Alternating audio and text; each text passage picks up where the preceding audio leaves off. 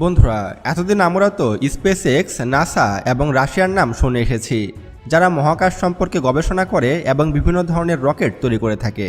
এছাড়াও আমরা अस्सलामुअलैकुम वीवर, बहुत बड़ी गुड न्यूज़ की वीडियो है। बांग्लादेश की फर्स्ट अचीवमेंट। बांग्लादेश ने खुद बांग्लादेश में ही रॉकेट और ड्रोन को मेड करके दुनिया को हैरान किया। किस तरह से वीवर बांग्लादेश ने रॉकेट और ड्रोन को मेड किया, आइए देखते हैं इस वीडियो क्लिप में। বন্ধুরা, এতদিন আমরা তো স্পেস এক্স, নাসা এবং রাশিয়ার নাম শুনে এসেছি, যারা মহাকাশ সম্পর্কে গবেষণা করে এবং বিভিন্ন ধরনের রকেট তৈরি করে থাকে। এছাড়াও আমরা লকহিড মার্টিনের মতো অস্ত্র তৈরির কোম্পানির নামও শুনে এসেছি, যারা যুদ্ধবিমান থেকে শুরু করে বিভিন্ন ধরনের মিসাইল তৈরি করে। সবসময় আমরা ভেবে এসেছি এগুলো শুধু পশ্চিমারাই তৈরি করতে পারে বা ইউরোপিয়ানরাই তৈরি করতে পারে, কিন্তু এগুলো যে বাংলাদেশিরাও তৈরি করতে পারে সেটা আপনার আমার কল্পনাতেও ছিল না। এবার আপনার আমার কল্পনাকে ভুল প্রমাণ করে দিল বাংলাদেশের কিছু নতুন বিজ্ঞানীরা।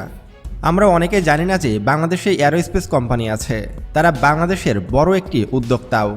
কিভাবে টিম থেকে বড় একটি কোম্পানি তৈরি করতে হয় তার উজ্জ্বল দৃষ্টান্ত তৈরি করেছে তারা। এই এরোস্পেস এবং ধূমকেতু এক্স সবার অগোচরেই সাম্প্রতিক এরোস্পেস মঞ্চে বাংলাদেশকে পরিচিত করতে যাচ্ছে। ধূমকেতু এক্স একটি বেসরকারি সংস্থা, যারা অ্যারোনটিক্যাল এবং এরোস্পেস রিসার্চ ও গবেষণা করে থাকে।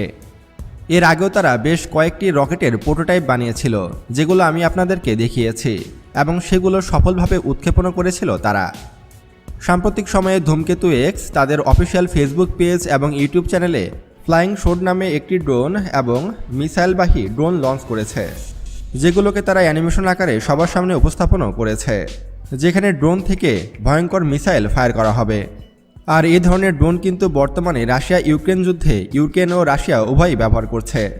এরকম ড্রোনগুলো যেমন সাশ্রয়ী হয়ে থাকে তেমন কার্যকরী হয়ে থাকে যুদ্ধক্ষেত্রে। শত্রুপক্ষের যে কোনো বড় যুদ্ধযান, যুদ্ধজাহাজ, এমনকি শত্রুপক্ষের যে কোনো টার্গেটে সফল হামলা করতে পারে এই ধরনের ক্ষুদ্র ড্রোনগুলো, আর এগুলো বেশ ইফেক্টিভ। বিশ্ববাজারে এরকম এক একটি ড্রোনের দাম $50,000 থেকে $1,00,000 পর্যন্ত হয়ে থাকে। যদি বাংলাদেশে এটি তৈরি করা সম্ভব হয় তাহলে এর দাম কয়েক হাজার ডলারে নেমে আসবে। যুদ্ধক্ষেত্রে যদি এগুলোকে ব্যাপক হারে উৎপাদন সংযোজন করা হয় তাহলে এগুলো যুদ্ধক্ষেত্রের মোড়ই পাল্টে দিতে পারে, এবং এগুলো ছোটোখাটো আক্রমণ, শত্রুপক্ষের ঘাঁটি উড়িয়ে দেওয়া এবং শত্রুপক্ষের যে কোনো নিশানায় গিয়ে হামলা করতে পারে এই ধরনের ড্রোনগুলো। এই ধরনের ড্রোনগুলো খুবই নিচু দিয়ে উড়ে গিয়ে সফল মিসাইল হামলা করতে পারে, আর এই কারণে সারা পৃথিবী জুড়ে এই ধরনের ড্রোনের ব্যাপক চাহিদা রয়েছে। বহির্বিশ্বের মতো বাংলাদেশেরও এই ধরনের ড্রোনের প্রয়োজন আছে। বাংলাদেশ সেনাবাহিনী নিজস্ব প্রযুক্তি দিয়ে এই ধরনের বেশ কয়েকটি মডেলের ড্রোন তৈরি করেছিল, কিন্তু সেগুলো প্রয়োজনের তুলনায় অনেক কম ছিল।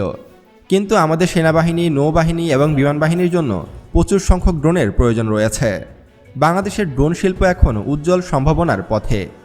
বর্তমানে ড্রোন মূলত দুইটি কাজে বেশি ব্যবহার করা হয়ে থাকে, একটি হচ্ছে সার্ভেলেন্স ও অন্য একটি হচ্ছে অ্যাটাক মিশন পরিচালনা করা।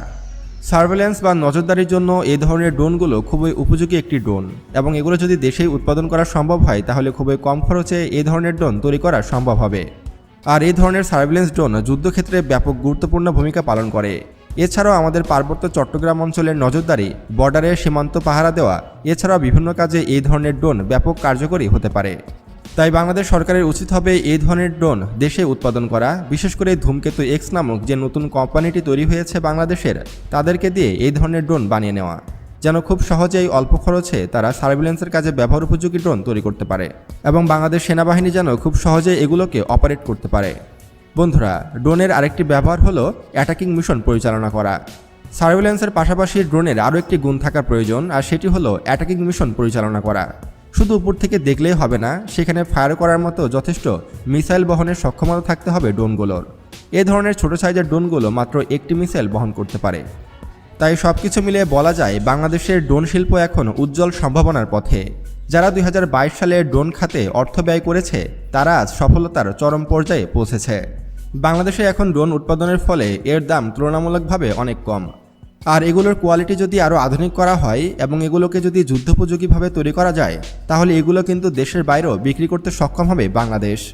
বন্ধুরা, বাংলাদেশি শিক্ষার্থীদের তৈরি এই ধরনের ড্রোনকে আপনি কেমন চোখে দেখছেন তা অবশ্যই কমেন্ট করে জানাতে পারেন। এবং 2025 সালে এসে যদি ভারত বাংলাদেশ যুদ্ধ শুরু হয় তাহলে যুদ্ধে কে জয়লাভ করবে, ভারত নাকি বাংলাদেশ? সামরিক শক্তিতে কে এগিয়ে আছে সেই সম্পর্কে জানতে আমাদের এই ভিডিওটিতে ক্লিক করুন। আরও এমন ভিডিও পেতে এখনই আমাদের চ্যানেলটি সাবস্ক্রাইব করুন এবং পাশে আসা বেল বাটনে ক্লিক করুন। আল্লাহ হাফেজ। तो वीवर ये वो टेक्निक है जिस तरह से बांग्लादेश ने खुद बांग्लादेश में ही पावरफुल किस्म के जबरदस्त किस्म के ड्रोन को मेड करके और मिसाइल और रॉकेट को मेड करके दुनिया को हैरान किया। अब बांग्लादेश की जो आर्मी है वो पहले से काफी सारी स्ट्रॉन्ग हो चुकी है। दुश्मन की भूल होगी अगर वो बांग्लादेश की तरफ मैली आंख से देखने की कोशिश करेगा, क्योंकि बांग्लादेश की अब बांग्लादेश में ही वेपन को मेड किया जा रहा है, जिससे बांग्लादेश की आर्मी को काफी सारा बेनिफिट होता है। बांग्लादेश की आर्मी स्ट्रॉन्ग होती जा रही है दिन ब दिन। आई होप बांग्लादेश इसी तरह तरक्की करे और बांग्लादेश की आर्मी और भी ज्यादा मजबूत हो। अगर आप लोगों को मजीद इंफॉर्मेटिव वीडियो देखनी है जल्दी से हमारे चैनल को सब्सक्राइब कर लीजिएगा। मिलते हैं आपसे नेक्स्ट वीडियो में इंशाल्लाह, तब तक के लिए अल्लाह हाफिज।